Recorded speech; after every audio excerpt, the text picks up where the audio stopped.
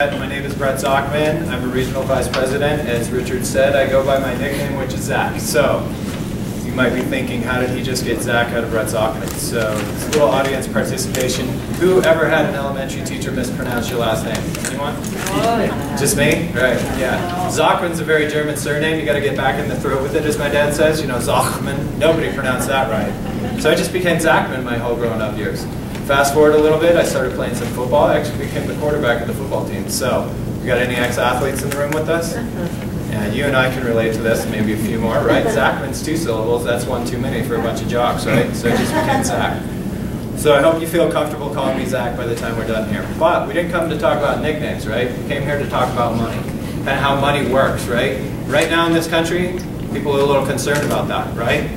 Usually we've got 2 types of people that come to a lunch and learn in one of our workshops. First individual, this is the person who really is serious about starting to save for the first time in their lives. The average American starts saving for retirement at 53. Kind of shocking, right? Or the next person, they've been at this for 10, 20, 30 years, right? They've accumulated some assets and wealth, and they're here for kind of one reason, to try and figure out how to protect and preserve what they already have. Anybody notice we've kind of had a volatile stock market last year? How about the last decade, right? If you had any money in the market, you had an opportunity to lose half your money twice. Unprecedented in the history of our country, right? We're here to create some peace of mind for you here today. So let's get into this presentation. I'm not going to read this to you. We don't really believe in doing that in presentations, but this is some of the stuff we're going to go over. We're going to talk about some tax planning. We're going to talk about retirement vehicles, statistics, stock market versus indexing, right? Some concerns, some insurance issues, goals, and next steps. So let's get into this a little bit. So let's talk about debt. Anybody heard of this word, debt? Yeah, we know 80% of the people who come into one of our presentations have some kind of a debt situation, okay? And so there's 3 hurdles when we're talking about finance that we've got to overcome. And those 3 hurdles look like this. So we've got a starting line, right, in the money race of life, and we've got a finish line. Okay? And in this room today, we've got about 40 people. So we've got 40 different starting lines, different ages, incomes, expenses, risk tolerance, right? But I guarantee you, you've all got the same finish line in mind, right? That's a big pile of cash. In 30 years of doing this, we've never met somebody that came up and said, Zach, honestly, I just want to wind up as broke as humanly possible. That's my goal, right? But in between the starting line and the finish line, there's 3 hurdles. So help me out. Who here has ever been to a track meet? What's the difference between the 100-meter dash and the 100-meter hurdles? Obstacles. All right, so this side of the room, you guys, it gets way harder after this. This is finance. The questions are going to be really difficult. So the difference between the 100-meter dash and the 100-meter hurdles is? Hurdles, right? And are they there to speed you up or slow you down? Slow you down, maybe even prevent you from finishing the race, right? First one is debt. The second one is inflation. And the third one is taxes. So we're going to talk about each of those today. So taxes. Let's talk about debt though first, right? Now, you might have a debt situation. There's good debt and bad debt, right? Low income payments on your mortgage, your car, your student loan, that's good debt. Anybody heard of this thing called credit cards? Yeah, we invented that about 40 years ago. That's bad debt. Anybody know that this situation? Go to debtclock, is it debtclock.org, right? Yeah, if you really want to freak yourself out, that's where these statistics come from, right? So you've got to overcome debt. So let's talk a little bit about how this influences us, right? In terms of taxes. I'm going to move to the next slide here. Tax planning, right? Anybody in here heard of taxes? Yeah, we like it, right? We love it. You know? Anybody want to pay more in taxes? Yeah, that fiscal cliff, that was an awesome conversation, wasn't it? We brought some rope today, didn't we? So yeah, let's talk about taxes. So when are you going to pay taxes? Every day. Right, and some of us in this country think it's a loaded playing field, right? Like some people aren't doing their fair share. Like maybe the wealthy aren't doing enough. Some people take it to an extreme and say they're not paying any taxes at all. Nothing could be further from the truth. They have the heaviest tax burden of any of us. But I'll share with you, the wealthy versus middle income America pay about 10% less in taxes every year based on adjusted gross income. Not because they're sleazy, sly, or deceitful, right? They're just working with coaches and advisors. Most of their money is in something called tax-deferred vehicles, right? So there's a couple of different ways that you can pay tax. There's pre-tax, there's post-tax, there's deferred tax, right? Or how about distribution? So when we're talking about taxes, get out my eraser here. When we're talking about taxes, we really need to think about how this impacts us throughout our lifetimes. Let's say you're working with Richard and I your whole life, right? And by the age of 65, we've helped you create $1 million in an account. Now that sounds pretty good. Anybody in here want to be a millionaire, right? So you walk into our office on your 65th birthday and say, Richard, Zach, guys, I'm out. Write me a check for $1 million. How much of that money do you think you're going to get, and how much do you think Uncle Sam's going to take? Half. That's pretty stiff, right? We get guesstimates like 50-50, 60-40, 80-20. We're doing this up in Longmont. Had a guy in the back of the room who yelled out 70-10. It's like the wave. We'll let it sink in. I don't know what college he went to. I didn't make fun of him. So, right? But if I'm working with somebody and they've already worked with an individual on coaching and finances, I would ask them a simple question. How's the money coming back to you? See, distribution's kind of important. You've been doing this thing for 20, 30, 40 years, are you the least bit interested in how the money comes back to you? Most people are like, well, I don't know, a check. Well, that's an answer, but that's not a great answer, right? So let's take a look at taxes and how this comes out. Now, I want to warn you guys, this is the most complicated portion of the program. Finances, this is complicated stuff. So are you ready? We're going to talk about retirement accounts and taxes. See if you guys can all follow this. This is in, this is up, and this is out. I told you it's complicated, right? But in this industry we have jargon, right? So we make this a little more difficult. We say this is contribution, this is accumulation, and this is distribution, right? And this is every retirement account in America other than a Roth. This is exactly how it works. Put the money in pre-tax, right? Reduces our taxable exposure. That's how I was coached by 4 advisors, 2 while I was married, 2 since I've been divorced, burned through all of those guys, right? And then the money grows tax deferred, right? That's a good thing. You don't want to pay taxes while you're growing this money. Now, here's an important question though. No tax equals what when it comes out? All the tax. 100% tax upon distribution, right? Now, what I was coached was, Zach, don't worry about it. You're in your 20s, your 30s, 30, 40 years from now, big pile of cash. We'll have a party. Hasn't really worked out that way, has it? So, now let's take a look at a different program, okay? Now follow this one, because this one's equally complicated. You ready for this? In, up, out. I told you, this is super serious stuff. If you ever sit down with a coach and they say, you know, this is really kind of complicated, and you know, I could teach you this, but I know a lot more than you, so you'd have to come sit in my office for about 30 days straight. You want to run, okay? It's just not that complicated. These are very simple models. Now, this model matches this model, except for 2 subtle differences that could change your life and your family and your children's lives forever. Now the money goes in post-tax. Okay? Money again, gross tax deferred. And we can teach you a way to take it out 100% tax free. Now, would that be important? Yeah. You know, to walk into our office on your 65th birthday and say, I want that check for $1 million, and I can give 100% of that to you? See, that's something we call tax-free retirement. Very important. Now, I told you this is every retirement account in America, right? This is the exact same retirement account. We call it Roth IRA on steroids. There's some other things in terms of how it works. It has some really nice advantages. It's not considered an asset by the IRS. Everybody in here know about the 59.5 rule? Don't ask me about the IRS and halves, okay? But the 59.5 birthday, if you take money out of your retirement account before then, you're going to get a 10% whack. Anybody know the 70.5 rule? Again, the half. Well, that's when you're going to have to take money out of your retirement account. It's called required minimum distributions, RMDs for short in our industry. That means even if you don't need the money and it's sitting in this account, guess what? You're going to take the money.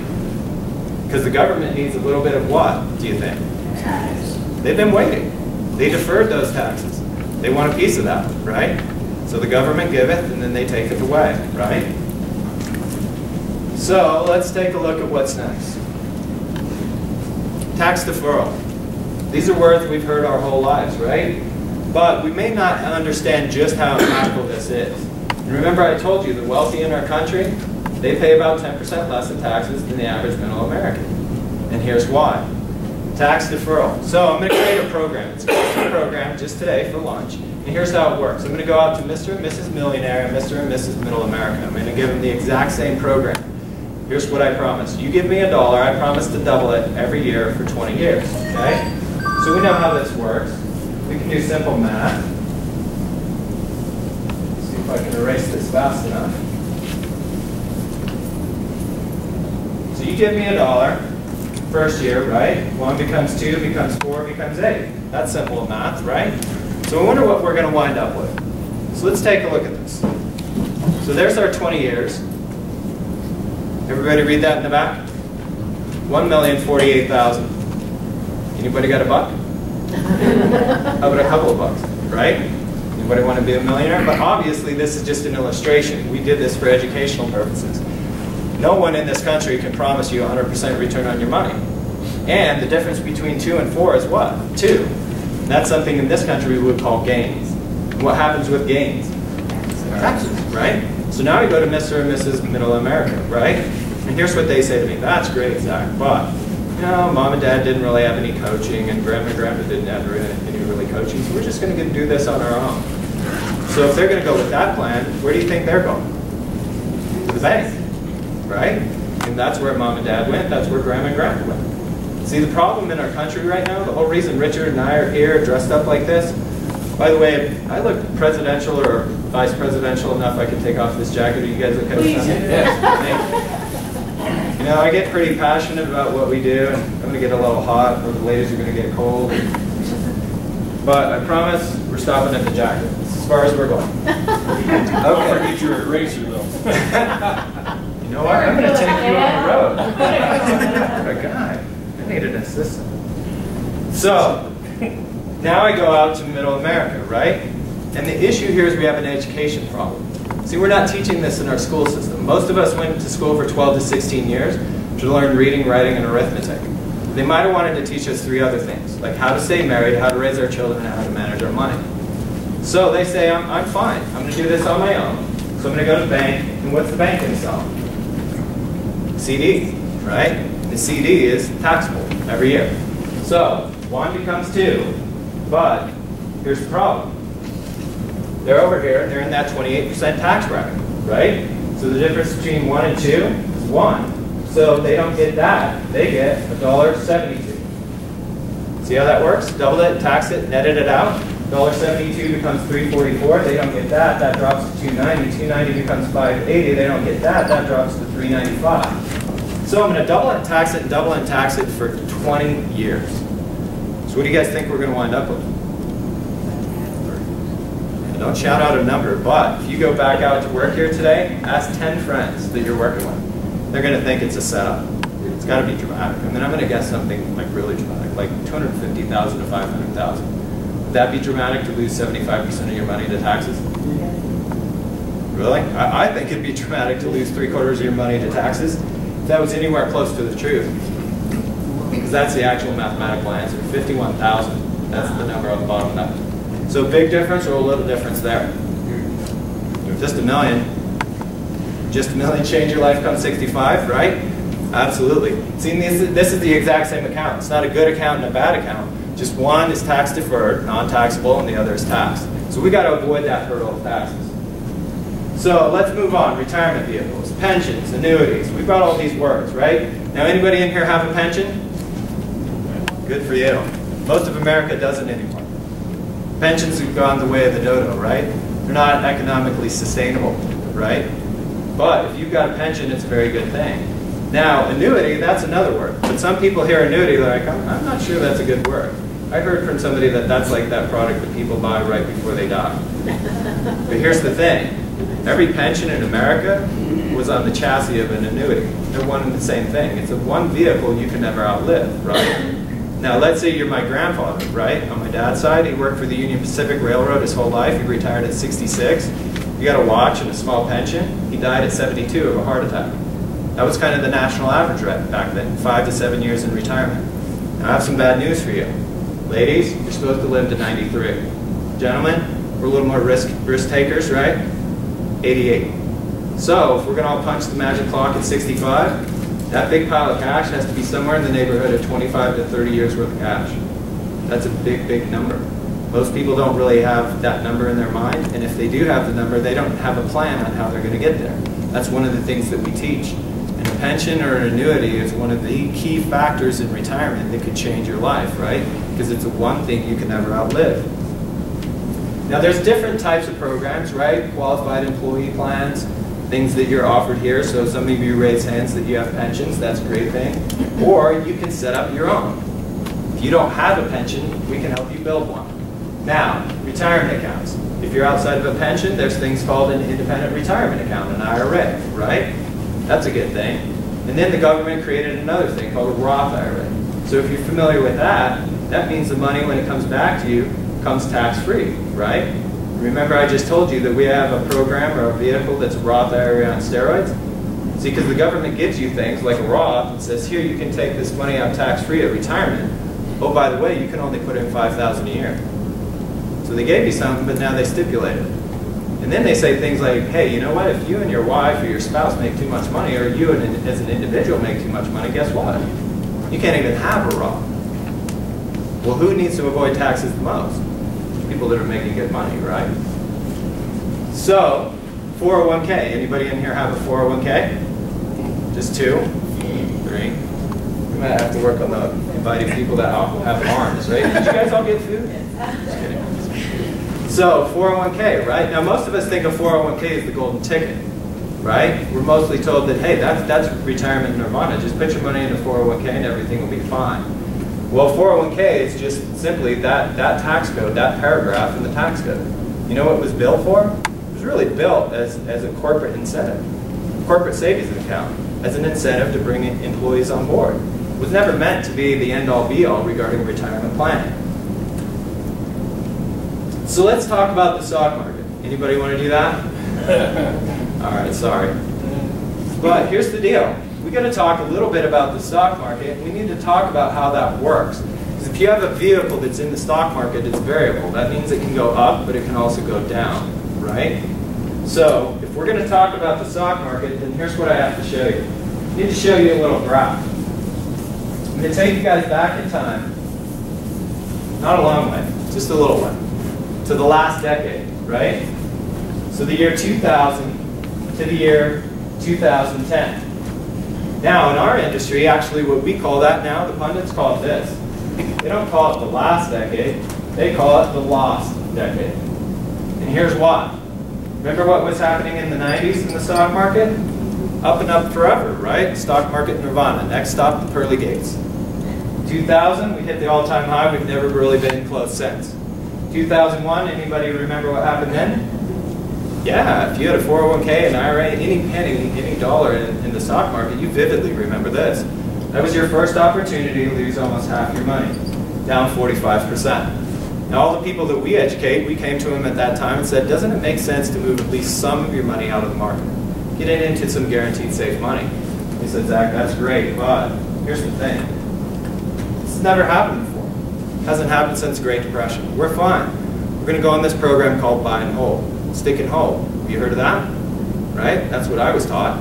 That worked marvelously. 8 years later, 2008, we got where? Back to where we started. Now, I shared with you I'm an ex-athlete. Is anyone else in here a little competitive other than me? Now, raise your hands if you started a program to get back to where you started. I mean, does that sound a little bit odd? Right? Now, if we had gone back in time and pulled up some articles and stuff from 2008, you know what it'd say up here? Awesome, hooray, hoopla, we got back to where we started. We were super excited. But then what happened in 2008? Yeah, they named this one, the media. They called it a market correction, minus 54%, right? Now, you know what people don't say? They don't say never. After that one, they say this, when. When's this going to happen again, Zach? I have no idea. I work for a gentleman, the CEO of our company. He's my mentor. He's been doing this 30 years. He can't tell you. How about the gurus on Wall Street? You think they have the answer? Let's go somewhere else. How about the politicos in DC? They've got it all figured out, right? Do I even need to say anything more?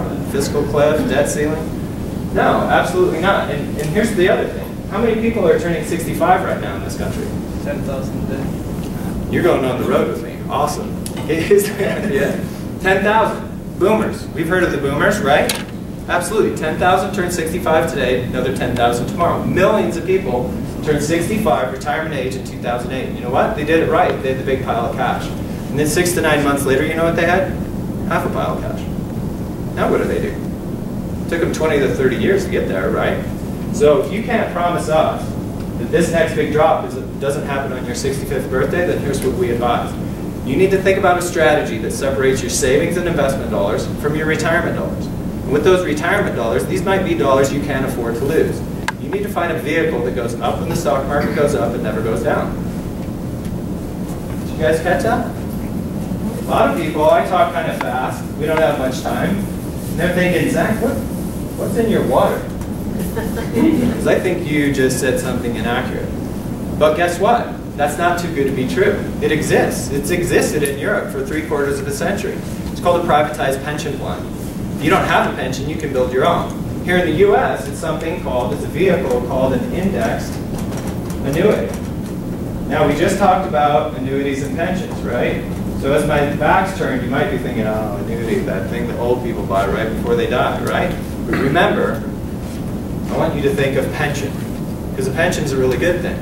And every pension in America ever built was built on the chassis of an annuity. So here's how this works. A CD is a long-term savings contract owned by a bank. An indexed annuity is a long-term savings contract owned by an insurance company. For 100 years, they were exactly the same. 5% for 5 years guaranteed no matter what, right? So how's that work? It worked out great until we hit the mid to late 90s, right? Because there's Richard making his 5% for 5 years and he feels fabulous. Until Shirley comes over to the neighborhood barbecue and starts bragging about Bob, her broker. And how she's making 28%, 34%, 36% in her mutual funds, right? So billions of dollars got ripped out of the annuity and the CD market, stuffed into the stock market. It's one of the reasons it grew so fast. So the annuity market said, hey, fellas, we can't have that happen again. Let's get a little fairer to the customer. Let's compete. So they started indexing. So we know what an index is, right? NASDAQ, Dow, S&P 500. So let's use the S&P 500 for today's lunch and learn example. And here's how this works. Here's your money. It's in a bucket. It's in a cash reserve account. It is not a stock market vehicle. Not one penny of your money is ever put into the market. And here's the market.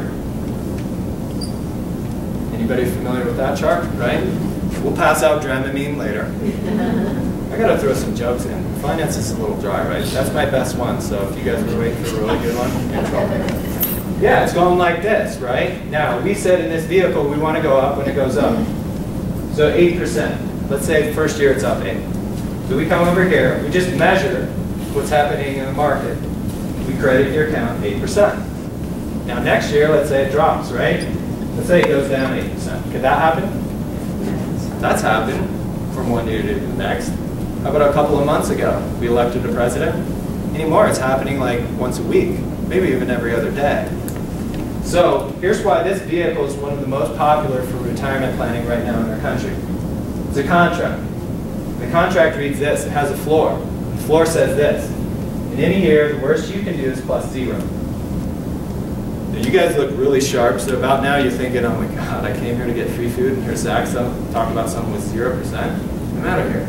But let's not overthink this. It's simple math and science. Is 0% better or worse than minus 54% back in 2008? Yeah. Who would have bought some 0% back then?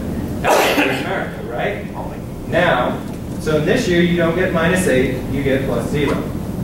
Now, if there's a floor, there's probably a what? Right. This is what makes it not too good to be true. Because here in this third year, voila, we revisit the 90s, up 20. Well, you can't have all of that because there's that ceiling. Companies have to protect themselves, right? We see it fluctuate with interest. It's been as high as 20, as low as 5. Right now it's hovering around average 7 to 8%. So this year, your money hits the glass ceiling.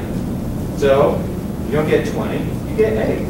So the bottom line is when you win, you don't win all of it, but you can never lose. Now some people are on that immediately. They have a finance mind. Other people are like, I'm not sure, he talks a little fast.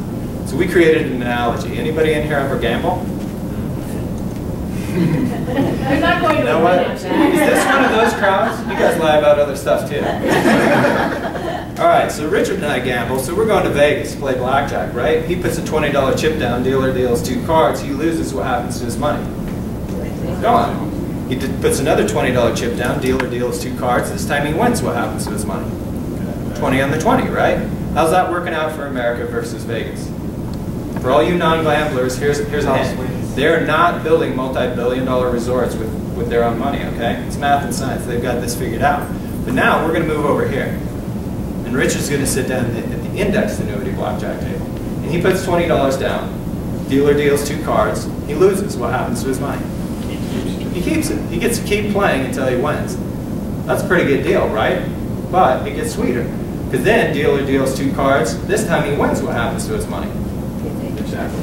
Well, he can't get 20. He can't get the double down, but maybe he gets 6% or 8% or 10%. 10 on this one. So the bottom line is when you lose, you don't lose, but when you win, you don't win all of it. Now, if that's how that game was played, how long would you play? I don't know about you guys, but I'm not here in a monkey suit talking to you, because guess where I am? I'm in Vegas, sitting at that table, and I'm paying Richard and Shirley to eat and sleep for me, because I'm never losing. I mean, that's the goose with the golden egg, right? So that's one way that you guys can think about ways to help yourselves. So, now let's turn it back over to Richard. Okay, Zach got to talk about all the fun stuff, and I'm not even qualified to do the dots and lines yet. So, let's talk about some averages and stats. Like Zach said, you guys being part of the city, the ones in here with the pension, you guys are kind of a step ahead of the game because most of the country does not. But the average rate of retirement age in the United States right now is 67, but we're finding that that's continually growing because of touching back on what Zach said about the negative debt. Negative debt is constantly coming in and reassessing people's retirement plans, and now we hear people saying things like, I don't think I'll ever retire. And me and Zach don't like to hear that. We want everyone to have some retirement time. Average years retired, like Zach had said earlier, is 20 years, so 20 years of retirement income. So think about your yearly bills and multiply that times 20.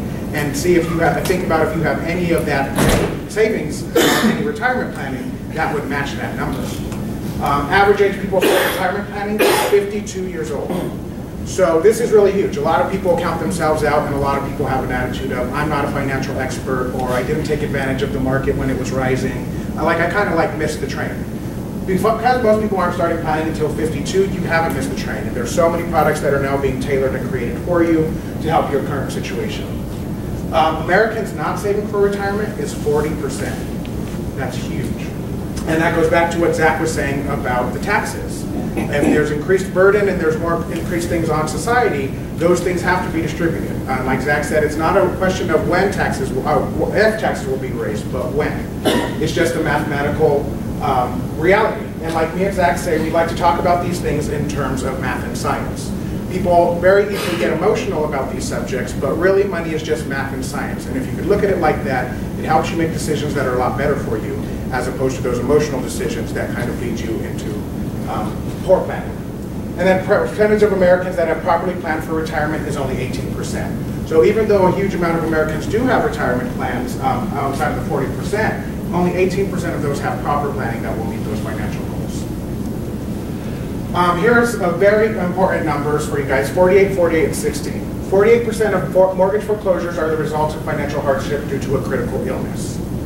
48% of businesses that fail are due to a critical illness. And 60% or more of all bankruptcies are directly tied to a medical condition, such as a critical illness. This is very important for everyone here at the city. Around 80% of those individuals have health insurance coverage. So we're not talking about people that said, screw it, I'm just going to play the odds and not have health insurance.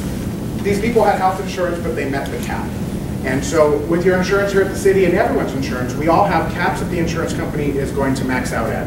And at that point, they will pay no more into your policy, and that will be reliant on you to make up for that. And this is going to become important when we come up talking about the insurance stuff, okay? A huge thing, women. Women and the death of a spouse is a major contributing factor to women being put into poverty. What we find is, especially with older women, is that a lot of times the men did all the financial planning, right, wrong, or indifferent, but the men ended up passing on, and then the women are struggling to find out what all things that they had, what kind of plans they had, what all was going on, and they typically don't get there. What the window says is that within a 2-month period, typically women start experiencing these financial hardships. So if you don't have all that paperwork and things together, this is a very big eye-opener for the women in the group. And then this is a positive news for women, a new financial reality. Right now, everything is switching from male-dominated to female-dominated in many, many fields. The studies show that in mutual fund management, women that manage mutual funds over the past 3 years outperformed men by 25% on their returns. There is going to be, in the next 50 years, there will be more female doctors, more female lawyers, and more female financial planners than there are males. So this is something that's very important, is because women don't always delve into the finances, because sometimes it seems like something foreign to them, and sometimes it's something that they're uncomfortable with, and they don't feel like they're an expert at it. But this is definitely the time for women to get involved in your financial planning and find out what you have, because the future is yours. The future is going to be defined by women. So there are 3 universal concerns that we have when we're planning for our future. Money. How do I grow enough money to last my entire lifetime? And that goes back to the 20 years that I was talking about on average. How do I make sure I have that 20 years of income? Health. How do I make sure I maintain my lifestyle if I become ill? And legacy. How do I leave something to my children, grandchildren, or those I love? So these are the 3 major concerns that we have when we are planning for retirement. We would like to make sure that we don't lose our lifestyle, make sure that we maintain a healthy living lifestyle and we don't end up in any bad situations because of our health, and then legacy, leave something behind to someone that we care for. And the things, going back to the 48-48-60, the insurance companies came up with this because we realized that so many people were experiencing financial hardship due to medical reasons. So the insurance industry commissioned a study with Dr. Victor Paleo from the University of Arizona. And he came up with 5 things that he identified that would help people if they became ill, to protect them from experiencing financial hardship or being put into poverty. And they are a significant tax-free benefit paid upon death, the ability to access needed funds for any reason in the event of a critical, chronic, or terminal illness, a guarantee that the vehicle will allow one to build tax-free retirement with no loss of principal, and participation in the gain market, but no loss during the down market. The option to continue the plan in the event of a disability, and the plan has to be easily understood, offer total safety, and be affordable. Now again, this was created for the reasons of the 48-48-60. We found so many people that were doing the proper financial planning, they were working people, they became ill, and because their insurance maxed out, they lost their home, they lost their job, they lost their future.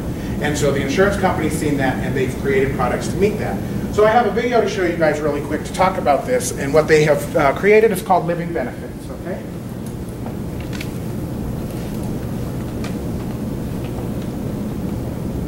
For more than 10 years, the Alliance Group's life insurance policies have helped clients live by not only providing protection for your loved ones in the event of death, but also living benefits.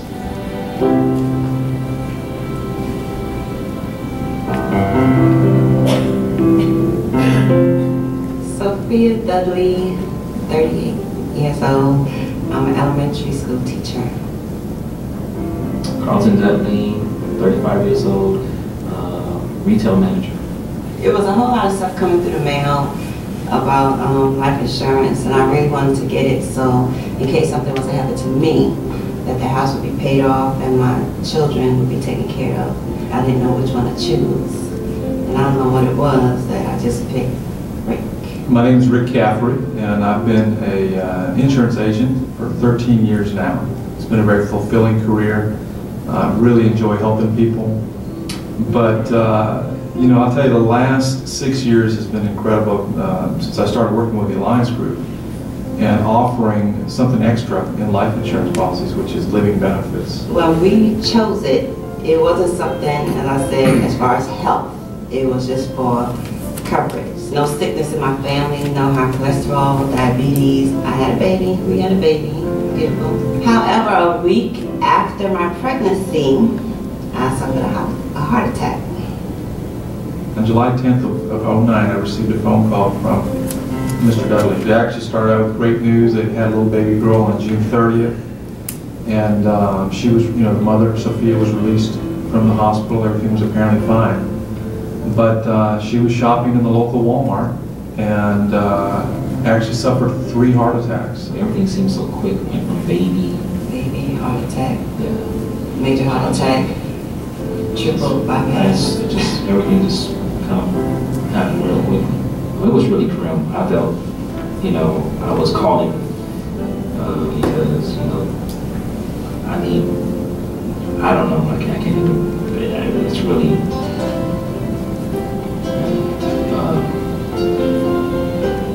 And Mr. Dudley and I talked while she was in the hospital about getting some relief, some financial relief through the policy's critical illness rider, which allows the insurer to basically accelerate a huge lump sum of the policy. He had to take care of me, so neither one of us were working at the time. Because the bills were still there. The bills were just And then it was because just stacking up. The word don't stop spinning. Let's figure out how much you actually need so that we don't use up the entire life insurance policy. And ultimately they settled on a pretty sizable check, $120,000. relief wasn't a word, knowing that, that's something that you didn't have to worry about. There's many concerns you have, of course, I have my wife concerned, I have my kids, I have me, I have so much other concerns to be concerned about money at a time like that. It's just something that you don't want to worry about. We were able to deliver the check right here in the office. It was just an emotional day. For us to even know him, it's not just like an agent thing, relationship. To know that they were going to use that money basically to keep from losing their home was just an incredibly fulfilling experience. Just give you some kind of peace of mind that you know that you have that benefit out there for yourself. Life isn't scripted. He doesn't know when something's going to happen to you. The Alliance policy is the complete package. It covers many possibilities in life: terminal illness, chronic illness, critical illness, or even death. It literally is life insurance. You don't have to die to use it. Life insurance for life.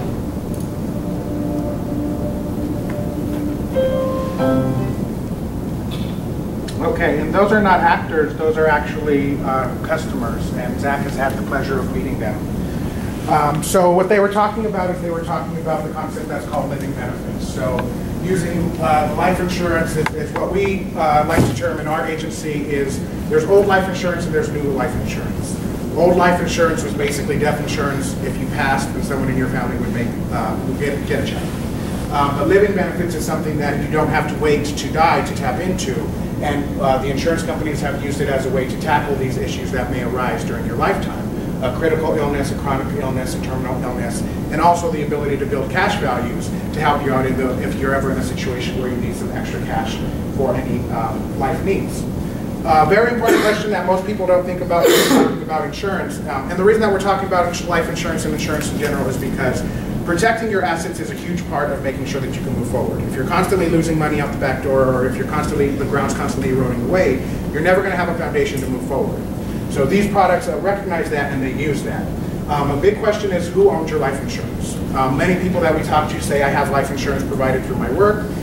You guys have to ask the question of, do I own that? Does the company I work for own that? Is that transferable upon retirement? Is that transferable if I become disabled? Because if not, say you work for the city until you're 65, and you do not own your policy and it's not transferable, then you're 65 years old and you're in the market for life insurance to make sure that you can protect your assets.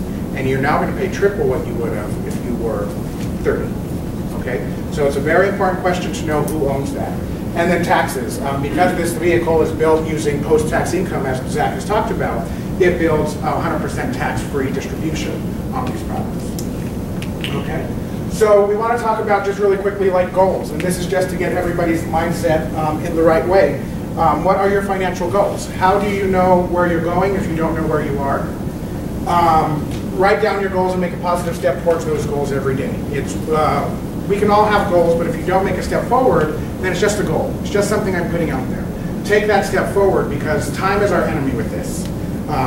Time is constantly moving forward. And if we're procrastinating, we've lost a day, we've lost a week, we've lost a month. All of this is time that we can be building to secure our future, but the more time that we take, the more that it's going to cost, and the more that it's going to be harder for us to change our ways. What's next? So first, kind of pointing out what Zach said, a lot of people feel very helpless because of the current financial situation because they had so much of their money in the stock market. So they feel helpless. So first, it's not your fault. Most people here have done what you're supposed to do. You've done the proper planning, you've had a job, you have insurance, but there's just some things that have been missing on the other end, on the provider end. Do not panic, it's never too late to start. Like we have said, a lot of people start their financial planning at 52, and 40% of the United States has no financial planning, retirement planning at all. Realize you're not an expert and get help is huge. You know, if your car breaks down and you've never worked on an engine before, you're not going to go out there and go look up a YouTube video and go out there and try to rebuild your engine. We suggest the same thing when it comes to your finances. Zach has been in the industry for 5 years. I've been in the industry for two years.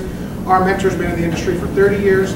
We have a collective in our office of like 300 years of knowledge because we've had people who've been in the industry that long. That's the kind of expertise that you want to tap into. You want someone that's been here long enough to know if this vehicle is just a fly-by-night vehicle or if this is an investment that's going to be here to last. Don't count yourself out. We have a program that we deal with specifically in our company that's called Refinancing Your Finances.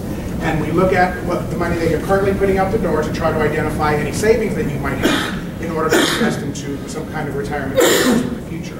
And the things that we look at are your current tax planning, your real estate, your insurances. The reason that we look at taxes is most people don't realize if you're getting a refund, you're giving the government a free loan for 18 months. And then they decide to give you back that money interest-free. If you adjust your deductions, you might be able to take home some extra money, and that might help you with your financial plans, okay? And then you guys have taken the first steps to properly prepare by coming and getting some education, and you guys are now about 90% more educated than most people in the country. I'm going to turn it back over to Zach to close up for us, and then we will be here for questions. The contact cards that you guys have with your names on there, we do realize that you guys are running up against the clock and you guys have to get back to some work. So if there's any questions that we didn't specifically touch on, or if you guys are interested in talking about something, go ahead and write down your number and the best time to contact you, and me and Zach will contact you within the next week. So we appreciate you spending your lunch hour with us. I hope it was time well spent. In this country, what we have right now, as we've mentioned all along, is an education issue, right? Anybody notice that virtually everybody's talking about money? Right? You leave here today, you turn on the radio when you're driving home, you're going to hear some guy talking about money. Tonight, next morning, you know, just turn on the TV before you come back to work, lo and behold, there'll be somebody talking about money. And tomorrow at lunch, you stick on the internet, there'll be somebody talking about money. Now here's a news flash. Most of those people are in the book selling, DVD selling, and self-help kit selling business, right? And there's two parts to this program. There's education, but there's implementation. And the problem with all those people talking about money, they're not going to be at your house next week, next month, or next year to help you implement a program. We're just not that great on behavioral change, right? Because tens of millions of people have done that. Now they're wondering why they're not millionaires, because that DVD, that CD, and that self-help kit book about 8 weeks later are where? Up on the shelf with your P90X that you just bought January, right? So what we advocate is the two-part system, right? You got some education, now you're feeling empowered. Now there's the implementation part. So there's actionable items. What we found is if you don't act on something within 48 hours, you get about a 20% chance of doing anything at all. So there's a couple of options for you. Money 101. This is a very shortened version of a presentation that we give in a free dinner workshop environment. Now, when you hear free, most of you probably think, timeshare, right?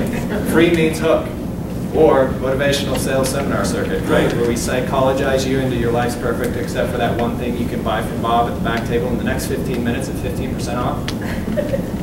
What we do at our workshop, there's no sign-in sheet. You come, you sit down, you eat. We don't sell anything. If you waive your checkbook, you're going to buy everyone dinner. When you leave, there's no sales agents dressed like security guards asking you 40 questions, okay? It's just free education. Coffee chat. We can talk in generalities here, right? But when it comes to you, your family, your children, your future, that's private, that's personal, that's confidential.